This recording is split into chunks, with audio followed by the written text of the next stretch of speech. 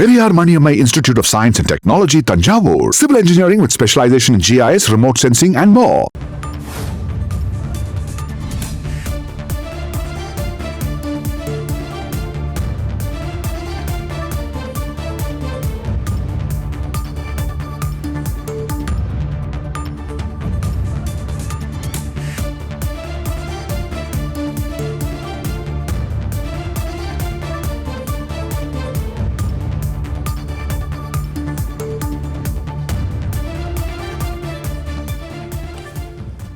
Iran Israel மோதல் தொடர்பாக ஐநா பாதுகாப்பு பேரவையில் அவசர கூட்டம் தற்போது நடைபெற்று வருகிறது. இந்த அவசர கூட்டத்தில் ஐநா பொதுச் செயலாளர், சர்வதேச அணுசக்தி ஆணைய தலைவர் மற்றும் பல நாட்டு தூதர்கள் கலந்து கொண்டிருக்கிறார்கள். முக்கிய செய்தியின் விவரங்களை வழங்கினார் சிறப்பு செய்தியாளர் பாரதி ராஜா. வணக்கம் பாரதி ராஜா. ஈரான் இஸ்ரேல் இடையேயான போர் 9வது நாளை எட்டி தொடர்ந்து நடைபெற்று கொண்டிருக்கிறது. 3ஆம் உலகப் போருக்கு வழிவகுக்குமா அப்படின்னு பல்வேறு நாட்டு தலைவர்களும் பல்வேறு நாட்டினுடைய முதல்வர்களும் மற்றும் பல்வேறு நாட்டினுடைய ஜனாதிபதிகளும் ஒரு பதற்றத்தில் இருக்கிறத நம்ம பார்க்குறோம். இந்த சூழ்நிலையில் ஐநா பொதுச் செயலாளர் தலைமையில் ஒரு பாதுகாப்பு அவசர கூட்டம் நடைபெற்று கொண்டிருக்கிறது. இந்த கூட்டத்தில் என்னென்ன விஷயங்கள்லாம் விவாதிக்கப்படும்? இந்த கூட்டத்தினுடைய முடிவில் ஏதாவது முக்கியமான முடிவுகள் ஏதாவது எடுக்கப்பட வாய்ப்பு இருக்கிறதா? இந்த கூட்டத்தில் யார் யாரெல்லாம் கலந்துக்கிட்டாங்க? விவரங்களை பதிவு பண்ணுங்க பாரதி ராஜா. கண்டிப்பாக இந்த அவசர கூட்டம் எதற்காக என்றால், கடந்த 2 தினங்களாக நடந்துள்ள விஷயங்கள் தான்.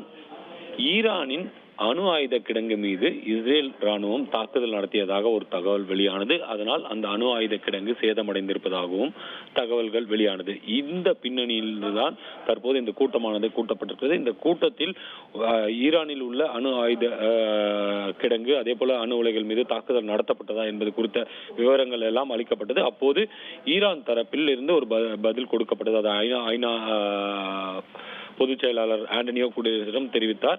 என்ன விஷயம் என்றால், இப்போதைக்கு எந்த அணு ஆயுத உலைகள் மீதும் தாக்குதல் நடத்தப்படவில்லை, எந்த அணு கசிவும் ஈரான் நாட்டில் ஏற்படவில்லை என்பதை ஈரானின் தூதரான அமீர் சயீத் இரவானி தெரிவித்திருக்கிறார் ஐநா சபையில். ஆனால் தொடர்ந்து அணு உலைகள் தான் இஸ்ரேலின் இலக்காக இருப்பதாக, அதாவது ஈரானில் உள்ள அணு உலைகள் தான் இஸ்ரேலின் இலக்காக இருப்பதாக அவர் குற்றம் சாட்டினார்.